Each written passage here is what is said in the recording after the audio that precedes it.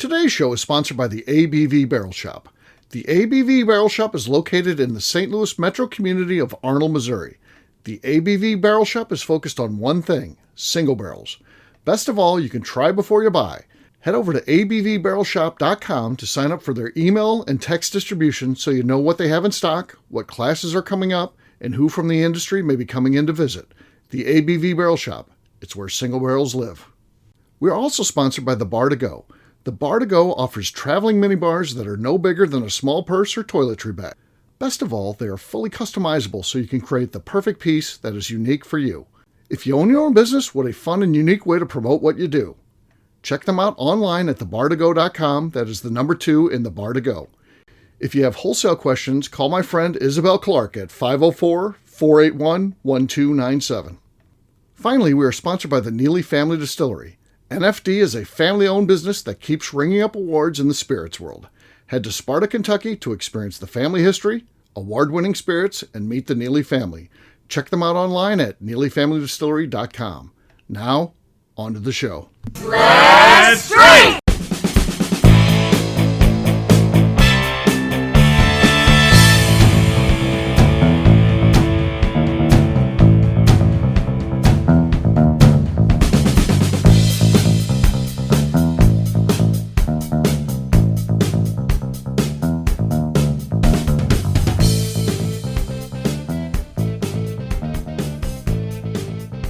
Welcome to the Bourbon Daily, the podcast about everything bourbon delivered to you every day of the week.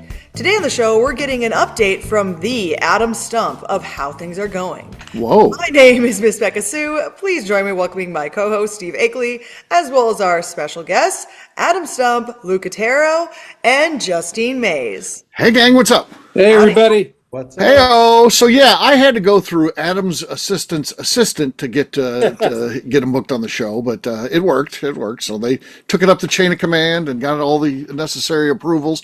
It's been 6 months in the works here, but yeah, we got him on tonight, and it's an important night. I feel honored to be here with Adam. Oh, I know. He's a big deal now. So yeah. Far too big for this show. So yeah. So it's good we got him. So. We'll be talking about what he's got going on, his new place, and all that kind of stuff. We'll get to that after the break. For right now, Becca said there's something she wanted to talk about. What is that, Becca? Yeah, so first off, I just want to ask, this is just a yes or no question, and Steve, okay. I don't think that you count in this one probably, but probably not. Do you guys use any sort of, when you're ordering food, do you ever use apps? You can use these apps even to pick up food. Do you ever use apps to order food online to either pick up or have it delivered? Does anyone here do that? No one does it? Yeah. Justine does it. Adam doesn't do it. Okay, then we'll go this way. I want to know how much you guys alter your food when you do order it, whether it's on an online app or in a store, and if it would make you feel more comfortable doing it on an app. I know I personally like doing it on an app if I can when I order food, because then I don't have to, because it's awkward being like, can you add this to my thing and this, and they're going to forget something if they do allow you to do that. But for me, we just ordered a pizza from, the only Snappies around here, and it's so easy to go, and instead of calling and going, can we add this, and then I don't want this on that particular one, like we did a barbecue chicken pizza. Yeah.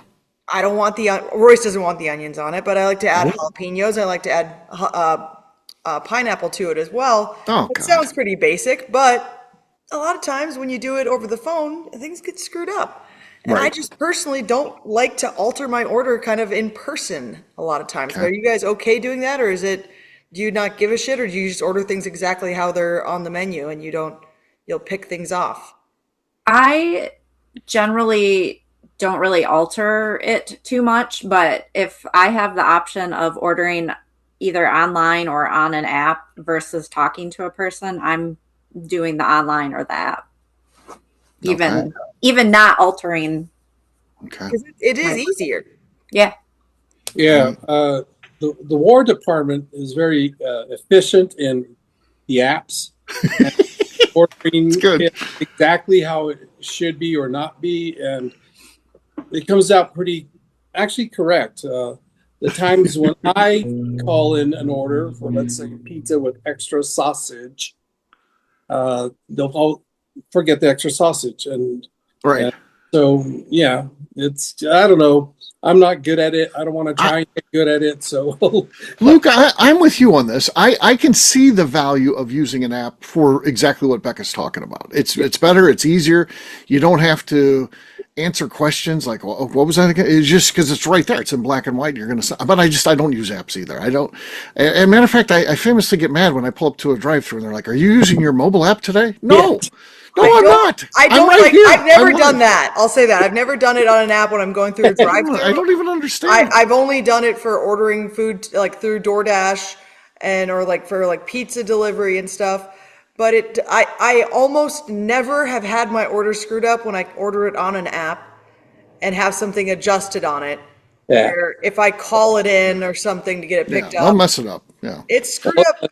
A couple of weeks ago, Justine and I and Steve and Lenny were on, and we had this similar kind of conversation, and about when they go to a drive up and said, "Are you using the mobile app?" And no, I'm not using it. And then Steve came up with the idea. I'm going to show up one of these days and say, when he gets to pay, he said, "Where's my chocolate shake?" I put it on the app. So Steve, I tried that. Okay. And boy, I regretted it because it backed up the whole line, Justine. Luke's up there trying to score a free shake. I'll realizing that, yeah. You're weaponizing that. Yeah. So, Becca, I'm sure there's much more merit to it than I'm willing to give my effort to. Yeah. Which is okay. Yeah. I mean, I think it passed by Luke and I.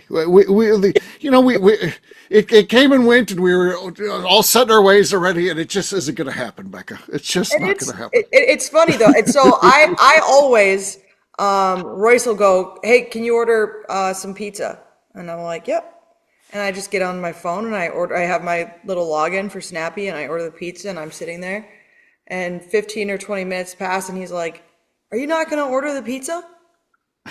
And I'm like, "I ordered the pizza." He's like, he goes, "Those things don't work. The pizza's never going to." He goes, "The pizza is never going to show up." And I'm like, "The pizza's going to show up." He's like, "No, they're going to have no idea because we don't really have an address here at the house. It's at the distillery."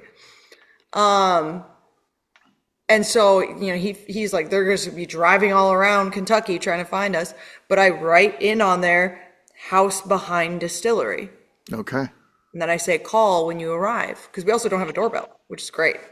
Right. And he's like, "It's never going to arrive." I'm like, "Just wait 10 more minutes. It's going to be here." 10 more minutes. They call, "Hey, Stan, I'm out back right now." I go, what did I say?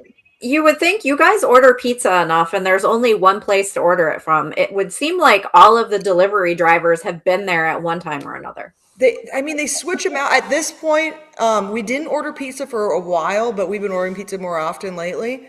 And so at this point, they do seem to remember. And I also usually tip them like $10. I'll remember that.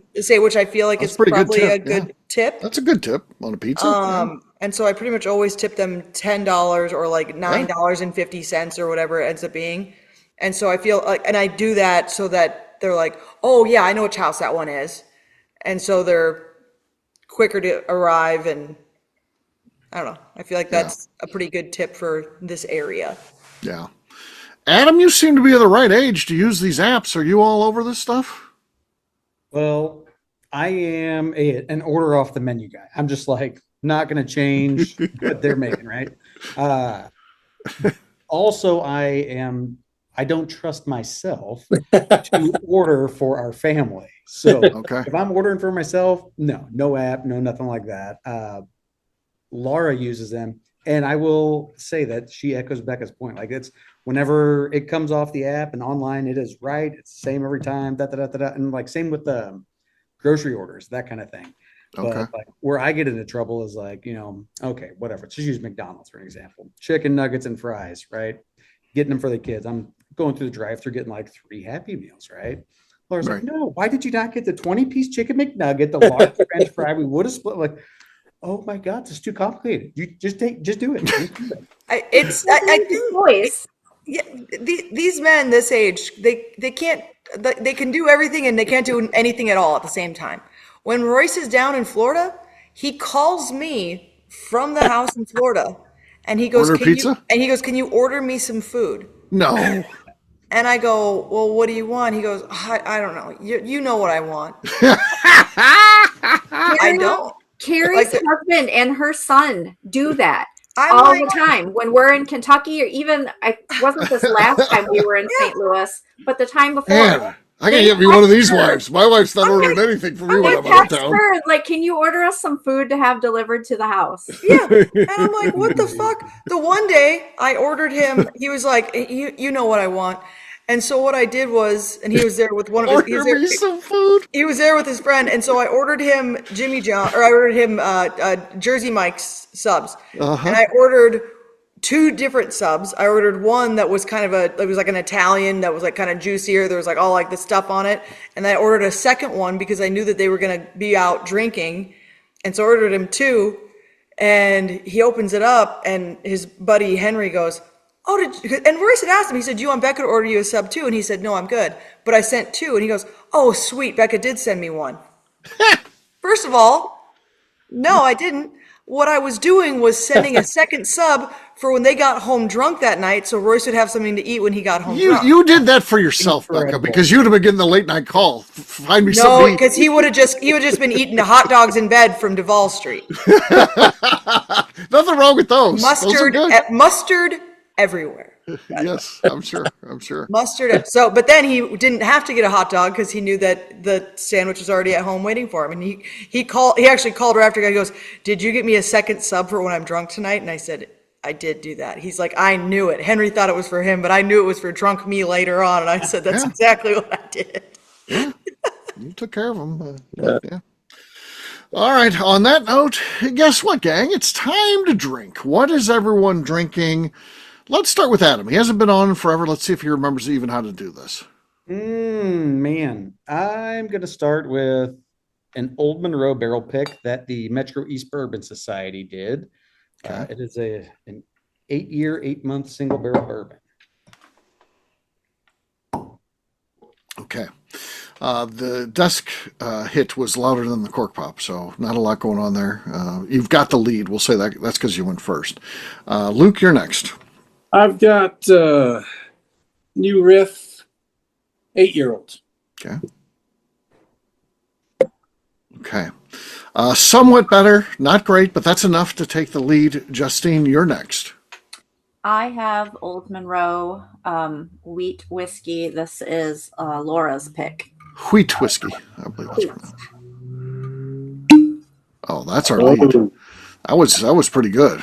That was pretty good. All right, Becca, you're next. I've got Town Branch here. It's a 4-barrel. It's overproof.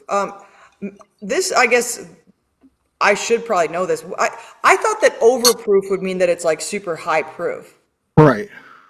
Is that not what overproof means? I'm not sure. It's definitely not a legally defined term. So because it's only 104 proof. I grabbed it and I was like, oh, it's fucking. I grabbed it. I assumed it was going to be super high proof. Then I just looked. I'm like, it's 104 proof. I figured probably the same recipe as their regular small batch or whatever, and it's just proofed higher. Just like cast strength or something. Maybe? Yeah. Or I guess you probably say cast strength, so I guess just higher, maybe. Yeah. So maybe the other one's 80 or 90, and then this is overproof, so it's higher. So that's what I guess it was. I had no idea. All right. Anyhow. Okay, that was really good. I liked it a lot, but I think that Justine's was better, so we got to go with her. I've got Big Vat Liar here. Big Vat Liar. I had one I was going to pop here, but I want to save it because I don't think I can beat Justine's there. So, and I know I'm not going to win with this, but it's still a fun pour. So here we go. Nothing but squeak. Nothing but squeak. Justine gets her victory. Cheers to her. Cheers, Justine. On Adam's special show. I hope she's happy. All right, we'll take a quick break. And then when we come back, we're going to be talking about Adam, about what's going on. We'll do that in just a few.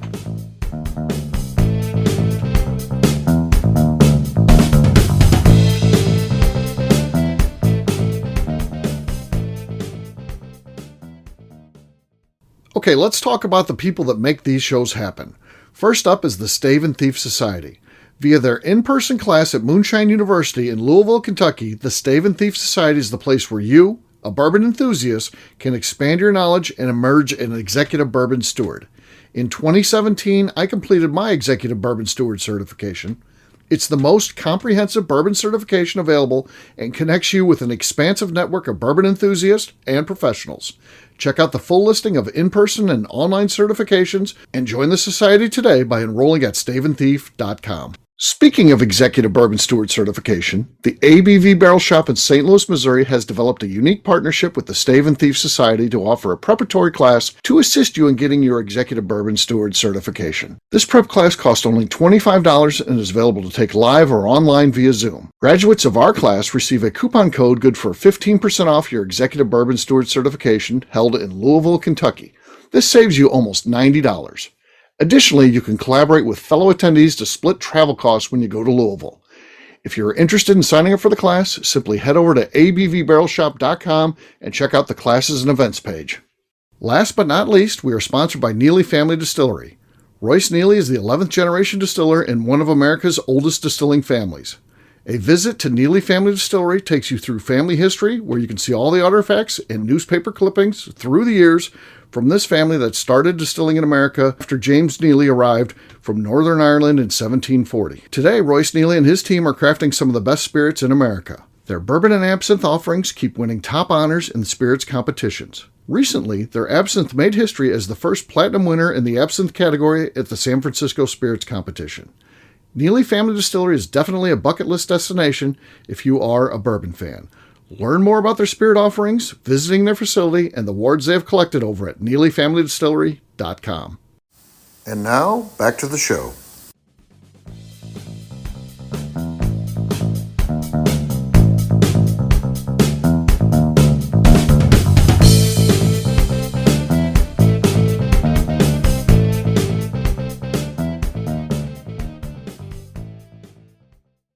This is Freddie Mills, and you're listening to the Bourbon Daily.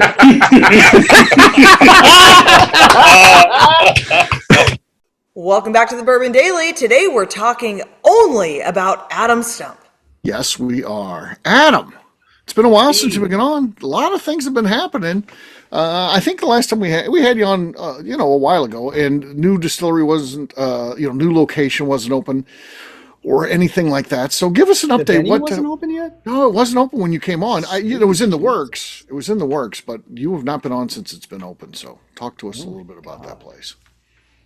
Yeah, there's a lot going on. I mean, I don't know. What do you guys want to know about? Well, we'll start with the venue for sure. Yeah, let's hear about the venue. I have nothing to do with it, number one. Right. That's a good start. Very good thing for those brides, for sure. It's funny, like it's really transformed the way we operate our business. It's almost like a totally separate business. Not quite like a bar restaurant kind of thing, but a lot more in that lane. I think one thing that we didn't realize was that on the tasting room side of things, it definitely operates more like like a bar restaurant. It's very dependent on weather, music, that kind of thing. And that's really the first time. I mean, we've been open a little over a year now, so that's really the first time we've been worried about driving traffic through means other than just trying to book tours. So obviously a little bit of learning there and just trying to get butts and seats and that kind of thing. But our team that we have just absolutely crushes it. I mean, from managers to servers to they call it cocktailing, but we kind of treat it differently. We've got like grab and go food and that kind of stuff. But if you look at our staffing model, whenever you come in, we've got bartenders that are obviously very knowledgeable on the products and how to make the drinks and that kind of thing. And then we also have what you would call like a waitress or waiter at a restaurant, if you were at a restaurant. Well, we're not dishing food out of a kitchen like a restaurant is. So customers are able to get that high level of experience and like high touch, high service on the drink side of things. So just a lot to learn there. Laura manages that place, I mean, front to back, everything from the tasting room to weddings, events, all that stuff. Yeah, that's a lot to that too. Yeah, it's unbelievable. It's a tough business too. It's very stressful. People want the perfect day, and I assume you guys want to do everything you can on your end to make sure that happens. So it's got to be. It's a challenge. It's a tightrope for sure. Like we have to talk through a lot of different things because there's that balance between obviously doing what's right for the customer and making sure that their day is as good as possible, or right. It's their special day, right? But also making sure that we've got standards that are upheld and we're not being so flexible that we're causing issues down the road. Yeah. We had a situation, like literally, like the meltdown of a recent wedding was they were really, really upset that one of the photo opportunities that had been posted a few weeks prior was no longer there. Well, it was the rye field that was outside the venue, and we harvested the rye, right? So like just that kind of stuff changes. Yeah. So, it's interesting to see some of that as it comes, but I will say, as far as the business side of it goes, it's a mechanism to expose people to the brand that we didn't really anticipate would have the reach that it does.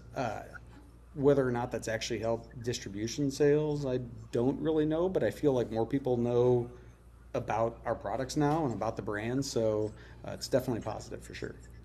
Yeah.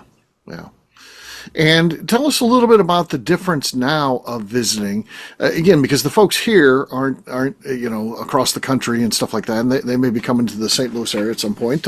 Maybe it's to visit the shop or one of our events or who knows what, and they come visit you. What's the difference? So if they've been to your place already, how is it different now versus what it was, prior to the new venue opening up?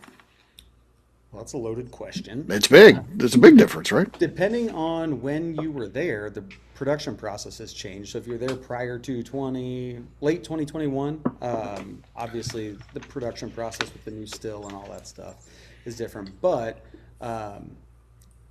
now the way we handle tours is, it all starts over at the venue. We shuttle over to the distillery, which is it's like 5 minutes, something like that. So we hop on the shuttle, and the tour guide's going to give you a lot of the kind of the history rundown of how we got started and all that stuff on that ride over. Once you get to the distillery, of course, we're going to taste through all the products that you want to taste through. You get to kind of pick and choose which ones you want to taste, and then the full-on production tour. And then, of course, you have to end back up over at the venue. You can order drinks, do your shopping, all that stuff over there. So it's a kind of a split process now, but the team manages it very, very well for sure. Yeah. How does it end? Because, any good tour of any place ends in the gift shop. Now, this is going to end with them getting off a bus. Is there some component that is back in there? So it's kind of like they have to be there, or do you have some people who end their tour and then just jump in their car and head out? You pull the bus up to where the doors are just at the sidewalk. That only goes in they have to get in. So you just don't give them an option. Yeah. We've been talking about putting a fence up there too. So it's kind of like a corral. And yeah. I mean, that's classic marketing for any sort of place that ends with the gift shop. Always have them eggs. There's even a movie called Exit Through the Gift Shop. Yeah. Right. No, I will say though, I can't recall seeing a tour get off the bus and just immediately go to their cars. Okay. I would say almost every single person makes it back inside for sure. Gotcha. Okay. I think that's important. So, important to point out. 100%. Yeah. What else you guys want to know about his new place, his new adventure? How big is your bus that drives people back and forth? Or your shuttle? The bus. It's decent sized. I've never had it. It's one of those buses where it's like, oh, that looks pretty nice, and then you get up close to it, and you're like, oh wow, would you look at that? I've never had post buyer's remorse so quickly after I bought that bus. It was bad. Anyway, we were like in a pinch. I don't know. It holds like 26 or something like that technically, but we capped the tour at 14 just because you don't have to have a CDL then to drive. Okay. 14 passengers. Yep. Okay. I was going to say, I think it's probably about the same size as the shuttle that you guys have, Becca. Yeah, it's the dude on Facebook Marketplace kind of catfished me. I drove all the way up to Chicago like 2 days before we're supposed to shuttle our first tour over to the distillery, and the pictures on the ad did not match the actual bus. For sure. Okay, that happens. Especially with AI. AI, they have AI clean up everything these days, whether you're selling a car or a house or whatever. So yeah, it's amazing. Adam, congratulations, first of all, on your expansion. That's incredible. Especially last few years have been challenging for a lot of people. But you've increased your footprint, obviously. How about employees? How many more employees do you have to manage and get all this done? It's a lot more. I would say in total we're probably a little over 30 people now. Not all full timers, obviously, or full time equivalent, but 30 different people. Um, from the production side of things and like the team I directly manage, it's grown a little bit, not to the order of magnitude that the venue side of things has, and the side that Laura manages. But man, it's a lot over there, just the scheduling and all that stuff. And I mean, honestly, Laura feels the brunt of it too, because, well, shoot, last weekend, we had somebody call off and she had to go up there last minute, and she was back behind the bar slinging drinks and that kind of stuff. So small business. I mean, that's what you got to do. Yeah, for sure. Yeah. You think you got everything planned, and best laid plans can get blown up in a second. So Yeah. I hear you. The really interesting thing to me is, I mean, Becky, you'll get this one, like the cyclicality of cash flow just throughout the year in a distillery is very, very strange. I mean, obviously income is generally much heavier in the last quarter of the year than it is other times. One thing we did not anticipate that I would say kind of even helped us survive was that the cash flow of wedding seasons and like the payment schedule that's associated with that almost is completely opposite of that. Oh, that is nice. Distillery. So the peaks are in the valleys and valleys are in the peaks. Oh, that's cool. So yeah, the nice thing is that, people start to get engaged in, right around the holidays, Thanksgiving and Christmas and all that stuff. So now you've got all these tours that you're giving in January, and you're getting deposits and that kind of thing in January. And then you get Valentine's Day right after that. And I mean, I don't know about you guys, but like February, March, and April are like a crapshoot sometimes, you know what I mean? So, January, February, and beginning of March are generally our worst months. People are holed up. It's cold but out also then tomorrow. but it's also like, I don't know if it's like this for you too. It like, we don't know when we're going to be busy. Like for the first few years that I was here, like Saturdays and Friday, Saturday, Sundays, particularly Saturdays, like that's where we made our week. It was like crazy busy, like every single Saturday, all the time. And like the middle of the week was kind of just like making money to cover everything. Like it's just covering like the lights being on, running stuff, whatever. But Saturdays where we make all the big bucks. This year, we may have our biggest day on a Wednesday. Right. And there might be almost nobody that comes in on a Saturday. And it just makes absolutely no sense. Right. And also, like, people are spending money, man. Like, I don't know about you guys, but,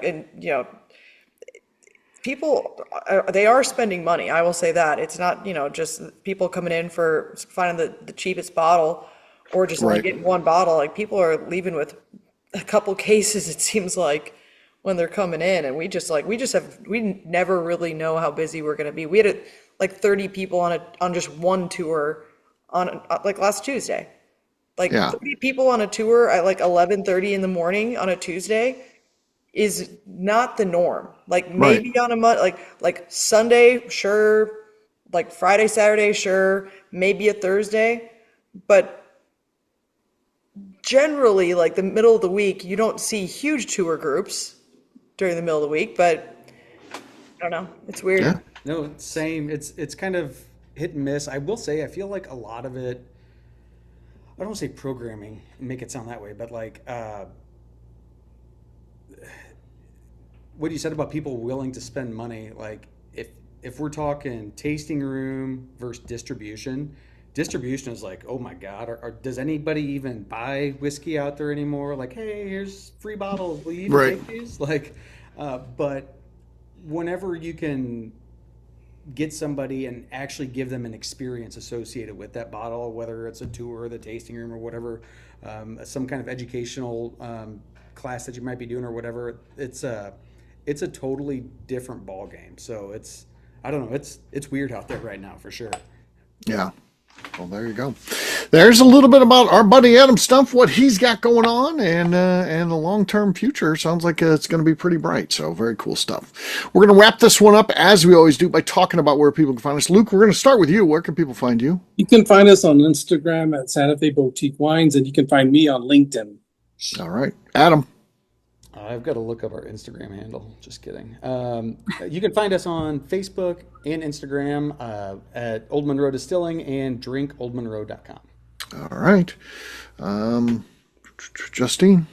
I think you can find me on Instagram at JA_Maze. Miss Becca Sue. Find me on Twitter and on Instagram at Miss Becca Sue, 1K, no C's. All right, for me, He's got to find that Steve Aika across all social media, abvnetwork.com. That's where you can find out our shows and what's going on and listen to some of them. abvbarrelshop.com, what we have going on in terms of festivals. Hey, we're getting ready to launch a couple new ones this fall, so should be fun stuff. So look for information to come out on that very soon. Very excited about that. Was working on those today. Again, that's abvbarrelshop.com. Also check out Bourbon Sasquatch on YouTube. Becca, anything else to say before we get out of here? I'd just like to remind the audience to please give us a 5-star review that includes comments. It helps new people find the show, which is very important to us. If you like what we're doing, we ask you please visit our Patreon page at patreon.com/the ABV Network.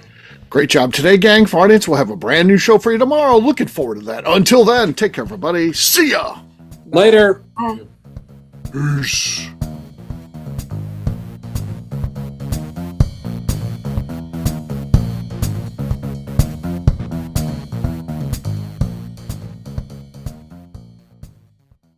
Before we let you go, let's talk about one last thing. The ABV Barrel Shop in the St. Louis community of Arnold, Missouri. The ABV Barrel Shop is focused on a couple of things. First of all, single barrels.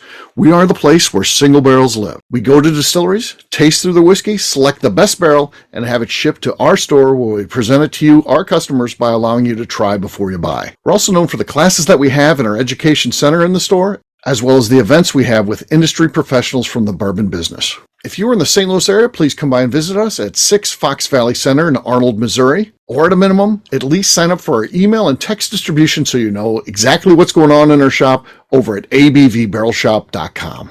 This is Steve Akeley, owner of the ABV Network, signing off. We thank you for listening to our programming and truly appreciate your support. The Bourbon Daily is part of the ABV Network. For more information or to become a sponsor, please visit abvnetwork.com. Thanks for listening and cheers. This has been a Steve Akeley production.